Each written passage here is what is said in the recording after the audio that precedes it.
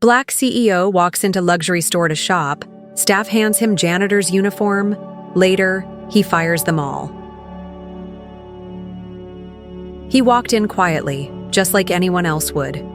Worn jeans, a plain shirt, wire-rimmed glasses, nothing flashy. The store sparkled. Around him, polished floors, spotlights on handbags and designer suits, a place where the air itself smelled expensive. But he didn't belong there. Not in their eyes. A few steps in, and the whispers started. Two staff members near the watch counter exchanged a look. One raised an eyebrow. Another gave a half smile, the kind that says everything without a word. To them, he didn't look like someone coming to spend money. He looked like someone who had taken a wrong turn. From behind the counter, the store manager noticed him too. Her lips pressed into a thin line. She leaned over to the assistant manager and spoke just loud enough. "If he can't afford the clothes, maybe he can clean up after them." The assistant laughed, like it was the funniest thing he'd heard all day. "You want me to give him a mop?" he whispered back. "No," she said. "We'll keep it subtle." A few minutes later, as the man quietly looked over a display of suits, one of the older employees approached him with a folded uniform in his hands. It was neat, freshly pressed. Dark slacks, gray shirt, black shoes, typical janitor wear. "This might be more in your price range," the employee said, barely hiding his smirk. The man looked down at the uniform in his hands. Then he looked up, eyes calm, steady, but distant. He didn't say a word. No anger, no reaction. He just nodded once, folded the uniform carefully, and held it as if it was something valuable. Then he turned, walked toward the door, and left. Behind him, laughter broke out. Did you see his face? Priceless. That should keep the riffraff out. One young woman behind the counter didn't laugh. Her smile dropped the moment she saw the others laughing. She looked toward the door where the man had just exited. There was a heaviness in her chest. She wanted to say something, but she didn't. Not yet. Outside, the city was moving on as if nothing had happened. Cars passed. People talked. Somewhere far off, a siren wailed. The man stepped into the street, the janitor's uniform still folded neatly in his arms. He walked a few blocks and then entered a quiet hotel. Glass revolving doors, bellboys with perfect posture. A doorman nodded to him respectfully. No one. They're questioned if he belonged. Inside the elevator, alone, he looked at his reflection. He adjusted his glasses and gave the faintest shake of the head. This wasn't the first time. In his room, top floor, corner suite, he placed the uniform on the bed gently, like setting down a memory he didn't want to carry anymore. He didn't look angry. He looked tired. Not physically, but the kind of tired that comes from being judged before you've said a word. He sat by the window, watching the sun go down behind a sea of glass buildings. His phone buzzed. A name popped up on the screen. Someone from his team. "How did it go?" the voice asked when he answered. He looked at the uniform again, still lying there. "They gave me a janitor's uniform," he said softly. "Told me it was all I could afford." There was silence on the line. Then, "I'm sorry." He nodded, more to himself than to the person on the phone. "We'll move forward," he said. "But we're going to do it my way. Clean house. Start fresh." "You sure?" they asked. More sure than ever. After the call ended, he stayed seated for a long time. The city below was starting to light up. Neon signs, headlights, office windows, all glowing with stories he didn't know. He had one of his own now. One more reminder, not of who they thought he was, but of who he actually is. The next morning, the janitor's uniform was still there on the bed. He looked at it one last time, then folded it again and placed it in his suitcase. Not because he needed it, but because it meant something now, and the people who had handed it to him, they were about to find out exactly who they had judged and how wrong they had been. The sun had barely risen when he stepped out onto the balcony of his hotel suite. A light breeze passed through the city, soft against his face. From 20 floors up, the streets looked quiet and distant, so unlike what he carried inside. The janitor's uniform was still folded on the edge of his bed, untouched since last night. A simple piece of clothing, but now it held weight. Not the physical kind, the emotional kind. It wasn't just what they gave him, it was what it stood for. He sat down at the small desk by the window, turned on his laptop, and pulled up files his assistant had prepared weeks ago. He hadn't decided on buying this company at first. It was one of several. But yesterday made the decision easy. Maison wasn't just a store selling high-end fashion. It had become a mirror of everything broken in the world of luxury. It didn't just sell exclusivity. It sold the idea that your worth could be guessed by your shoes. He opened another window on his screen and clicked a folder labeled Acquisition Readiness. Inside were documents, staff files, quarterly sales reports, customer complaints. Many complaints, actually. Buried, unresolved, ignored. He picked up his phone and called someone he trusted deeply. "Morning," came the voice on the other end. Calm and precise. "Chloe," he said, "we're going through with the buy." There was a pause. Then, "What happened?" He glanced at the uniform on the bed. "They handed me this. Told me it was the only thing I could afford." A slow breath from the other end of the line. "Did they know who you were?" "No." "And that's the point," Chloe's tone sharpened. "Want me to start the audit? Staff records, financial checks, everything?" "Start today," he said firmly, but quietly. "I want to go back there first. Dressed differently this time." "Of course." The call ended, and for a moment, he just sat there in the quiet. The city was waking up below, coffee carts opening, taxis honking, people heading off to jobs that didn't care how they dressed, just that they showed up. He thought of his mother again. It always came back to her. She used to work 3 jobs, cleaning houses, waitressing, ironing clothes for rich families who never learned her name. She'd saved every dollar, scraped together change from tip jars, just to get him through school. He remembered one afternoon when he was 10. They were in a store, nothing fancy, just a local shop. She had enough saved to buy him a winter coat, not the cheap kind, a real one. But the moment they walked in, they were followed. Not greeted, not offered help. Followed. "Just keep walking," his mom had whispered to him. They bought the coat, but the smile that should have come with that purchase never showed up.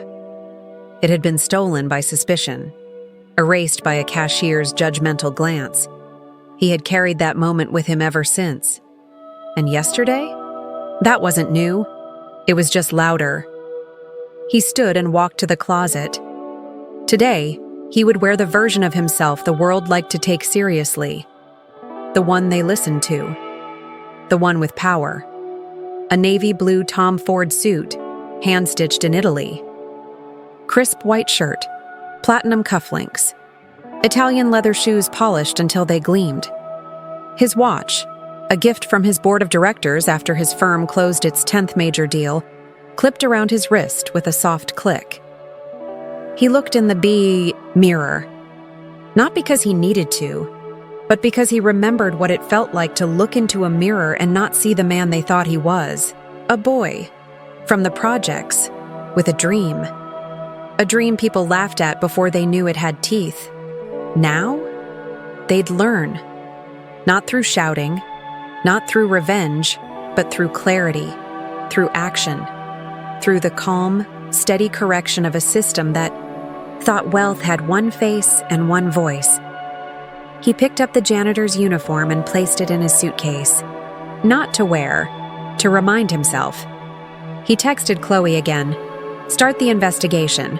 Also, pull staff behavior reviews, customer complaints, store camera footage from the past 90 days. Then he picked up his business card from the desk. Elijah Grant, CEO, Meridian Capital Partners. He placed it in his inside jacket pocket. Today, He wasn't returning as the man they judged. He was going back as the man who could buy the floor they walked on. But first, he wanted to see them one last time, when they thought he was someone worth serving.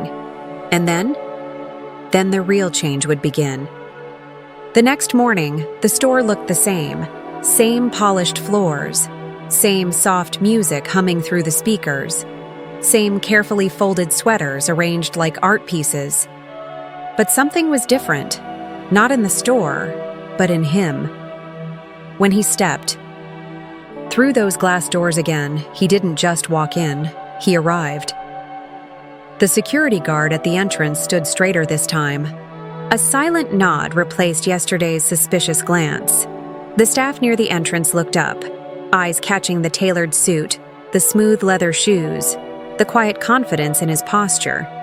They smiled. Not the polite kind. The other kind? The he must be someone important kind. It's strange how quickly perception can shift when you look expensive. He took his time walking past the displays. This time, no one whispered. No one laughed. They watched him closely. 2 employees subtly followed him, as if eager to help. One of them, the same assistant manager who laughed yesterday, adjusted his tie and smoothed back his hair. "Good morning, sir," he said, voice a little too bright. "Can I assist you with anything?" Elijah didn't answer immediately. He was looking at the same charcoal gray suit he had touched yesterday, the one he was told was out of his league. He turned slowly to face the man. "I'm just looking," he said with a polite smile. "I came in yesterday, but I didn't get the best service. Thought I'd give it another try." The assistant's smile flickered, just slightly. "Well, I'm terribly sorry to hear that, sir. We pride ourselves on customer service. Perhaps it was a misunderstanding." "Perhaps," Elijah said calmly.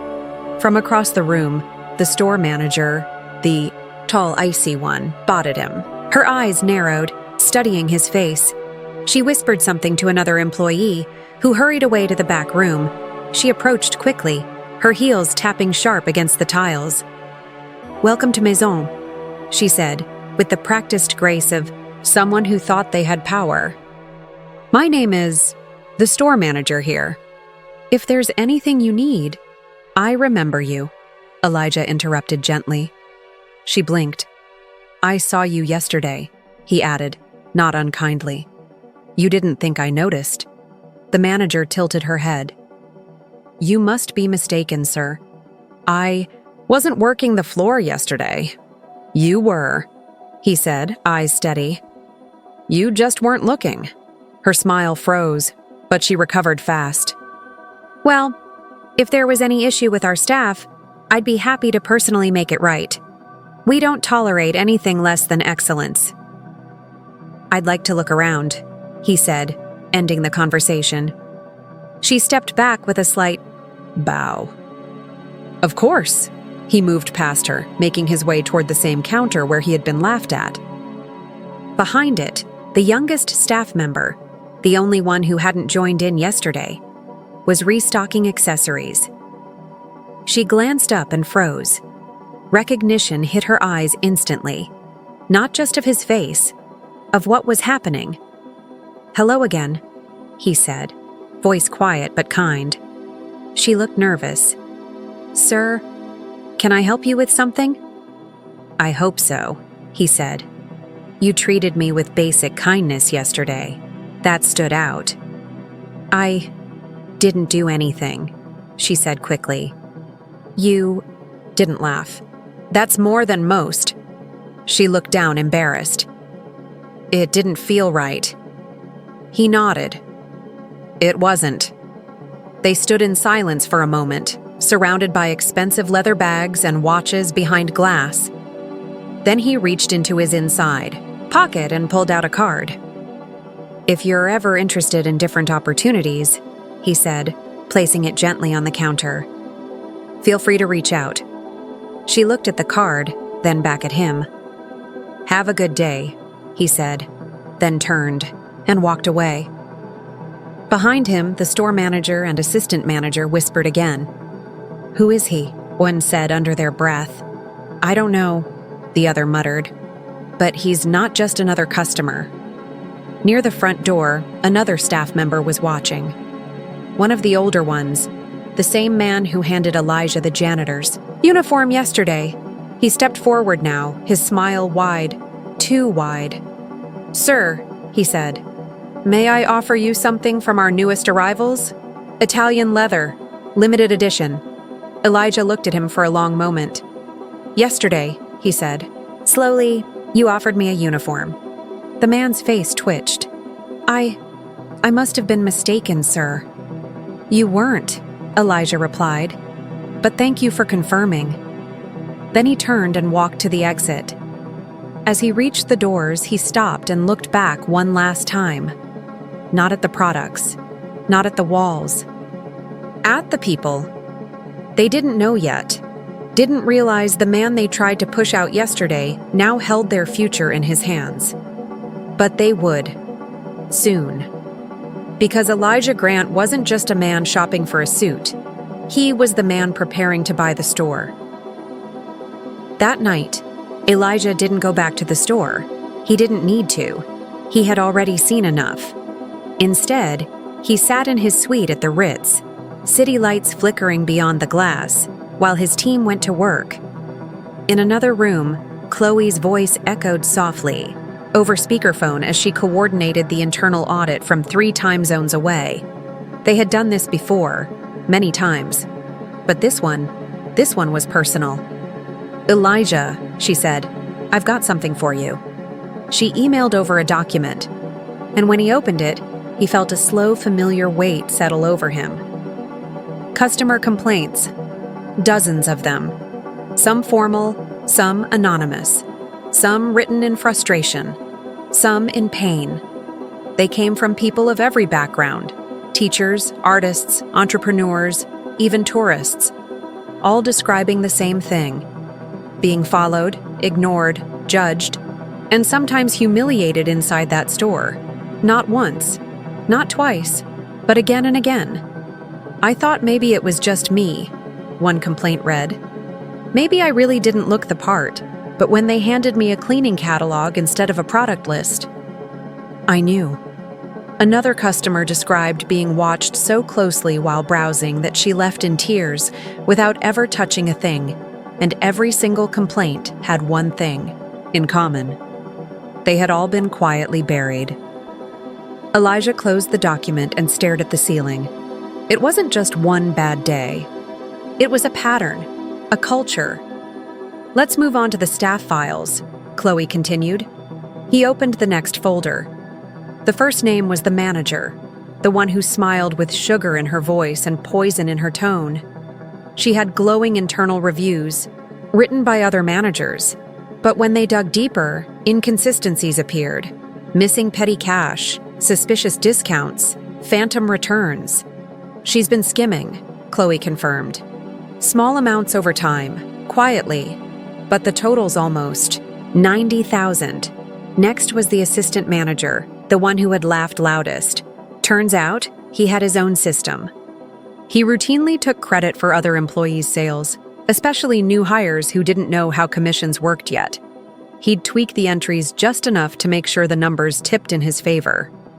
"Arrogant," Elijah said. "But not very smart." "His arrogance is why we caught it," Chloe agreed. Then there was the older employee, the man who had placed that folded uniform in Elijah's hands. Elijah opened his file and felt his stomach tighten. 27 internal complaints.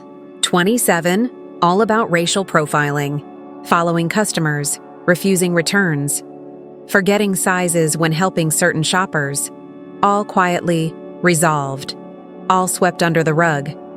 And every time, Chloe said, the same manager signed off on the resolution, covered it up. Elijah looked at the screen, at the names, the timestamps, the records. None of it surprised him. What surprised him was how familiar it all felt. He had seen this in boardrooms, in boutiques, in luxury hotels, in high-end gyms. It always came in the same form, quiet exclusion wrapped in polite tones. Sometimes it was a look, sometimes a joke, and sometimes it was a uniform. "Is there anyone in that store worth keeping?" Elijah asked, rubbing his temples. Chloe was quiet for a moment. "There's one. A junior associate. New hire. She didn't participate. In fact," she objected. "The quiet one at the accessories counter? That's her. Her name's Clean. Good references from past jobs. And she seems like she knows something's off." Elijah nodded slowly. "She might be the only one who does." Chloe sent over another document, a floor map labeled with names and duties. Elijah studied it like a general planning a battle. Because this wasn't just about firing people. It was about changing something that had been broken for years. He stood up and walked over to the framed mirror by the hallway. His reflection looked back, suit pressed, posture straight, the man everyone saw today. But beneath that, he saw someone else. A boy watching his mother cry in a department store parking lot because someone made her feel like dirt. A young man, sitting outside his college dorm, wondering why his resume kept getting ignored even with perfect grades. A grown man, walking into a store, being handed a uniform that didn't come with respect. They thought this was about a return visit. They didn't know it was a reckoning. He picked up his phone and called Justin, his head of security and operations. "Justin," he said, "get me the last 6 months of store camera footage. Every angle, every shift." "Already downloading," Justin replied. "And Elijah? You might want to brace yourself. It's worse than you think." Elijah didn't flinch. "Let me see it." For hours, he watched, shift by shift, day by day. The cameras didn't lie. There they were, mocking customers when they turned their backs, whispering jokes, posting videos to private social media groups, laughing at people who walked in wearing the wrong shoes, the wrong jacket, the wrong skin, and every time someone tried to speak up, silence. Fear. He paused one clip, a moment, where the young associate hesitated, clearly uncomfortable, while her coworkers laughed in a break room. She didn't join in. That was what made her different. She paused. She felt something. That was all Elijah had needed to see. He shut his laptop. He didn't feel anger. He felt purpose. Tomorrow, they would meet the man behind the suit, the one they didn't bother to see before, the one who now owned everything they thought they controlled, the store, their jobs, and the future they never thought would come for them. The call came just after noon. An internal message, sent from corporate headquarters, marked "All staff, mandatory meeting, 3 p.m., conference room." The luxury store buzzed with whispers. Is it a sale update? Maybe an inspection? The store manager, sitting behind her desk, stared at the message. Her lips were tight, jaw tense. She hadn't received a personal warning, and that bothered her. Corporate never acted without calling her first. The assistant manager poked his head in. "You think it's about yesterday?" She glanced at him. "If it is, it's handled." He didn't complain. But what if he wasn't just a customer? His voice dropped. What if he was someone important? "Relax," she said, waving him off.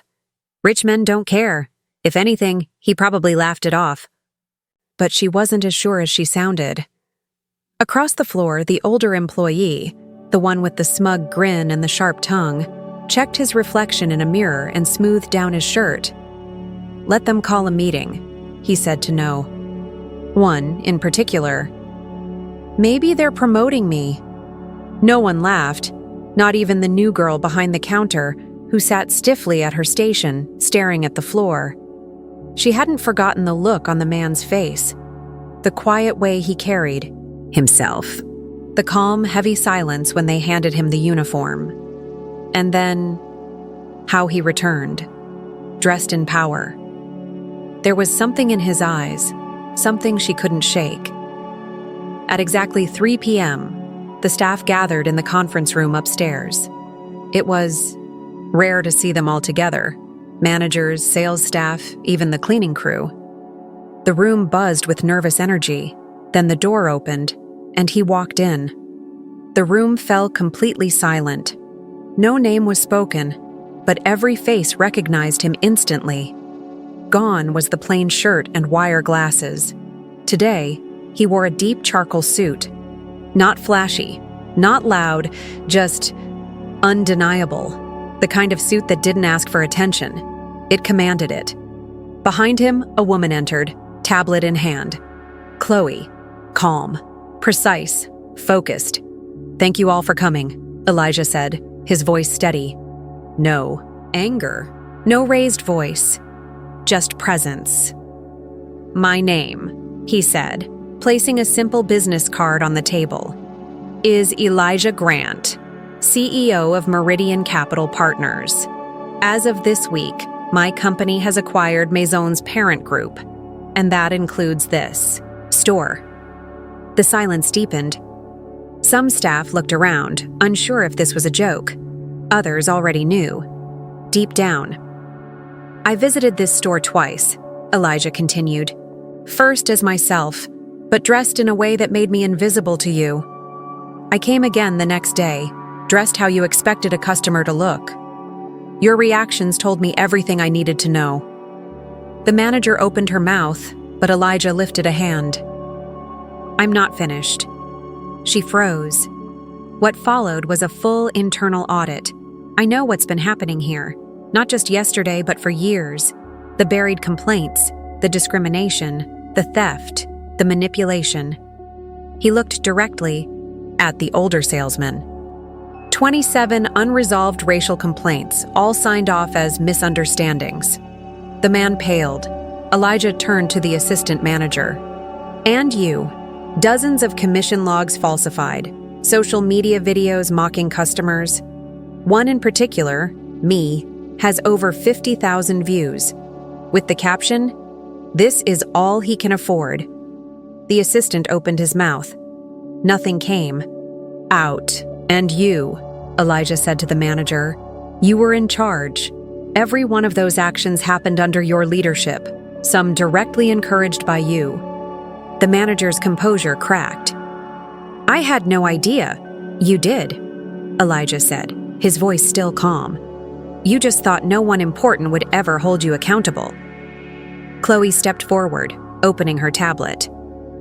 "Effective immediately," she said. "Your employment is terminated. Security will escort you out. Your access to the building and systems has been revoked." The three of them, the manager, assistant manager, and older salesman, stood frozen. "You can't do this," the manager finally snapped. "You don't understand luxury retail." "I understand it better than you," Elijah replied. "Luxury doesn't mean cruelty, and exclusivity doesn't mean exclusion." Security entered the room quietly, respectfully. No force, no shouting. Just quiet, professional removal. As the three were led out, the room remained still. Some staff stared at the floor. Others stared at Elijah, unsure of what this meant for them. Elijah turned to the rest of the room. "To those of you who treated people with kindness, even when no one was watching, thank you." His eyes landed on the young woman at the back. "I noticed you," he said gently. "You didn't laugh. You didn't look away. That matters." She blinked, lips parting, unsure what to say. "You stood still while others mocked. That takes courage, quiet courage, the kind that often goes unnoticed." A few staff glanced at her now, expressions softening. Elijah continued, "This store will not be closed. It will be transformed. Starting today, new training, new leadership, a culture of service, not superiority." He paused, letting his words settle. "Those who can't adapt are welcome to leave. Those who stay will be part of something different, something better." He walked toward the door but stopped. "I was once a boy standing in a store like this, with my mother. She saved for months to buy me a coat. But the staff followed us around, made her feel small. That feeling doesn't go away. He turned back. I've built my life making sure no one else has to feel that. Then he left the room, leaving behind stunned silence and a staff unsure if they had just lost everything or been given the chance of a lifetime. Downstairs, in the quiet of the store floor, the young woman stood alone by the register. She held Elijah's business card in her hand, her thumb brushing over the raised letters. Maybe this was her moment. Maybe, just maybe, everything was about to change. The glass doors opened quietly, but everything inside had changed. The chandeliers still sparkled. The displays were still perfectly arranged. But the feeling in the air? It was different now. It had been 2 weeks since Elijah Grant revealed the truth. 2 weeks since the staff meeting that left everyone shaken. 2 weeks since 3 of the most powerful people in the store were walked out with security escorting them through the front door, their silence louder than any words. In their place, there was something else now. Hope. Not the loud, cheerleader kind of hope, but the kind that settles into a space slowly, like sunlight through a window no one realized was open. The new training had begun on day 1. No lectures, no ego, just a simple statement printed on the first page of every workbook. Excellence is not about who you serve, it's how you serve. Every employee, new and old, read it. Some rolled their eyes at first, but most? They sat quietly with it, because they knew what they had been part of. Maybe they hadn't laughed at customers. Maybe they hadn't humiliated anyone directly, but they also hadn't spoken up. And silence was its own kind of guilt. Every day, Elijah came in, not as a boss to point fingers, but as a mentor. He walked the floor, he asked questions. He watched how customers were greeted. He paid attention to the small things, like who helped someone without being asked, and who still only looked up when someone looked rich. And always, he kept his eye on the young woman who hadn't joined in that day. The one who had stood still while the rest had laughed. Her name tag now read something new. Interim floor leader. She hadn't asked for the role. Elijah had offered it. You have good instincts, he'd told her. You see people, not price tags. That's leadership. The first few days were hard. Some coworkers questioned her. Some didn't respect her. A few still whispered behind her back. But when a customer walked in, a middle-aged man in a t-shirt and worn sneakers, and she greeted him with the same grace she gave everyone else, things started to shift. Because that man, he bought 2 custom suits, full price, no hesitation, and then left a glowing review that ended with one line. I've never been treated with this much respect inside a store that looks like it's made of gold. The review went viral, and just like that, the energy changed. Other staff began to follow her lead. Not out of fear, out of admiration. The store, for the first time, started to feel human. Still elegant, still luxurious, but warmer, more real. A woman walked in one afternoon carrying a baby stroller and wearing leggings. The old staff would have watched her from a distance, judged her, waited for her to leave. This time, an employee offered her a seat. Another brought her a bottle of water. She didn't buy anything that day, but she came back a week later and spent more than $3,000 because how you make people feel lasts longer than anything you try to sell them. Behind the scenes, Elijah and Chloe were rewriting the rulebook. They implemented blind resume screening to remove hiring bias. They created a small mentorship program for entry-level staff who wanted to grow into management. They brought in new designers, young, fresh talent from overlooked communities who had never been featured in stores like this. And the results? The numbers started to climb, faster than anyone expected. Sales went up, reviews improved, return customers increased, but more importantly, people began to talk. Fashion bloggers, industry analysts, even former critics who had once laughed at the idea that ethical luxury could exist. Now, they were curious. Was this just a moment, or was it a movement? One afternoon, Elijah stood at the edge of the sales floor, hands folded behind his back, watching. He saw an older man getting fitted for a suit. He looked nervous, clearly not used to places like this. But a new staff member, a woman in her 50s who had been hired through the new inclusive hiring push, was gently adjusting the collar, speaking to him with kindness. She wasn't rushing him. She wasn't showing off. She was just present. And in that moment, Elijah smiled. This was why he had done it. Not to prove a point, not for revenge, but to prove a truth. That respect doesn't cost anything, but it changes everything. Later, that day, the young interim floor leader came into his office. She was nervous. "I wanted to talk to you," she said. "I don't think I'm the right person for this role." "Why?" Elijah asked. "Because I'm still scared sometimes.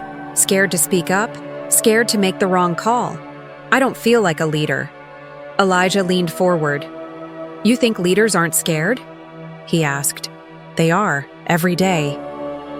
"Then how do they do it?" "They remember who's watching them, and they try anyway." She nodded, swallowing the lump in her throat. "You've already changed this place," he added. "Not with words, but by standing still while others stayed silent, and by showing up again the next day." She looked at him, quietly taking that in. Then he smiled. "I'd like to make your position permanent." She blinked. "Me?" "You," he said. "Not because you're perfect, but because you care." She left the office with her hands shaking, but her head high. That night, as the store lights dimmed and the staff closed up for the evening, the floor felt different again. Cleaner, softer. Not in the way of products or prices, but in how people stood, how they spoke, how they saw each other. The transformation wasn't finished, but it had begun. And for the first time, in a long time, Maison didn't feel like a place you had to earn your way into. It felt like a place you could belong. A year later, the janitor's uniform was still with him, framed. Not out of pride and not out of spite, but as a reminder. It hung on the wall of Elijah Grant's corner office, inside the headquarters of Maison's reimagined flagship store. Surrounded by glass, light, and the quiet hum of progress, the uniform now stood frozen in time, a symbol of who they had once been and what they would never return to. Because this story had never really been about a luxury store. It was about a system, a mindset. The idea that wealth had a face, that respect had a dress code, that success was reserved for a select few who looked the part. And Elijah? He had lived that judgment too many times, but instead of burning bridges, he built new ones. Instead of seeking revenge, he sought reform. And now, 12 months after the day someone handed him that folded insult, Maison had become something else entirely. Not just profitable, not just popular, purposeful. The store had reopened under a new name. Maison and Cupper, same elegance. Same quality, but with a tagline that said everything. Luxury for all who enter. On the surface, not much had changed. The floors still gleamed. The suits were still tailored by hand. The leather still smelled like heritage. But the heart of the place had shifted entirely. Customers noticed. People who once felt out of place, teachers, nurses, young professionals, single parents, now felt seen. And those who had always been welcomed still came, because the quality never dropped. In fact, it had improved. Because dignity and excellence were never meant to be opposites. Inside the office, Elijah stood by the window, watching the foot, traffic below. He could see families walking past, couples peering through the glass, and young adults who had saved for months to buy something special. He thought of his mother again. Always. Her tired eyes, her long shifts, her quiet strength. She had once said to him, "If you ever get into a room where they don't expect you, don't just sit quietly. Rearrange the furniture." He had done just that, and now that room, it looked very different. Behind him, the door opened gently. It was her, the former junior employee, the one who hadn't laughed, the one who had grown from scared silence to steady leadership. Now she wore a badge that read General Manager. "You asked to see me?" she said, smiling. Elijah turned and nodded. "Yeah, come in." She stepped inside, more confident now, but still grounded. Still thoughtful. "I've been reviewing the mentorship applications," she said, handing him a folder. "Lots of interest this time. A lot of people want to learn." "Good," Elijah said, flipping through the names. "That's the goal." He looked up. "Do you remember your first week?" She laughed gently. "I remember thinking I was going to get fired just for speaking up. And now you're the one running the floor." Her smile faded into something more meaningful. "Because someone saw me before I saw myself." "No," Elijah corrected. "Because you stood still. Because you felt something. That's what changed everything." She sat down across from him. "It's still hard, though. People still judge. Sometimes quietly. Sometimes not so quietly." "It'll always be hard," he said. "But now you're in the room. Now you get to rewrite the rules." She nodded. "I want to show you something," Elijah said, walking over to a cabinet. He pulled out a leather-bound book and opened it. Inside were handwritten notes, letters from customers, employee feedback, and testimonials from vendors they'd partnered with since the change. He handed it to her. She flipped through slowly, reading the messages. "Thank you for treating me like I mattered. This was the first time I shopped without feeling like I had to prove myself. You made me feel seen." By the time she reached the last page, her eyes had softened. "We did this," she whispered. He nodded. "And we're just getting started." Later that evening, as twilight fell across the city, Elijah stepped out onto the rooftop of the building. The wind was calm, the lights below steady. Across the skyline, you could see towers of finance, of fashion, of legacy. But his gaze wasn't on what had been built, it was on what was being rebuilt. Behind him, the rooftop event space had been set up for a private gathering, nothing flashy, just a celebration. Former customers, new hires, community leaders, and partners gathered to mark the one-year anniversary of the transformation. A quiet string quartet played in the background. Waiters passed around glasses of sparkling cider and champagne. Someone tapped a glass and asked Elijah to speak. He stepped forward. No mic, no stage, just him, standing in front of the people who believed. He paused for a moment, then spoke. "A year ago, someone handed me a uniform in this very store. Not because I asked for it, not because I needed it, but because they looked at me and decided who I was. They saw my skin, my clothes, and they believed they knew my worth." He looked around the crowd. That day could have ended in anger, in a lawsuit, in a viral video. But I chose something else. I chose to build a place where no one would ever feel like that again. He gestured gently around him. "This isn't just about clothes, or sales, or brand names. It's about moments, human moments, the kind that stay with us long after the receipt fades. I believe luxury should never come at the cost of dignity, and I believe we can create something that's both beautiful and kind." He looked toward the young manager in the crowd, her eyes filled with quiet pride. "And I didn't do this alone. I did it with people who were brave enough to do something rare in this world, change their minds." He smiled. "This place once handed me a janitor's uniform. Today, it hands people opportunity. And that is a legacy worth fighting for." The crowd applauded, not the kind of applause you hear at a gala, but something warmer, realer, like they understood. Because many of them had been handed uniforms in their own way, labels, limitations, assumptions, and now they had seen what could happen when someone stood up and said, "That's enough." As the evening ended and the rooftop lights dimmed, Elijah stood alone by the edge of the railing, watching the city breathe. He thought of his mother again. He wished she could see this. Then again, maybe she already did. Because sometimes, the quietest revolutions begin with the smallest acts. A folded uniform, a closed mouth, a girl who didn't laugh, a man who came back, and a door that finally opened wide enough for everyone to walk through with their head held high.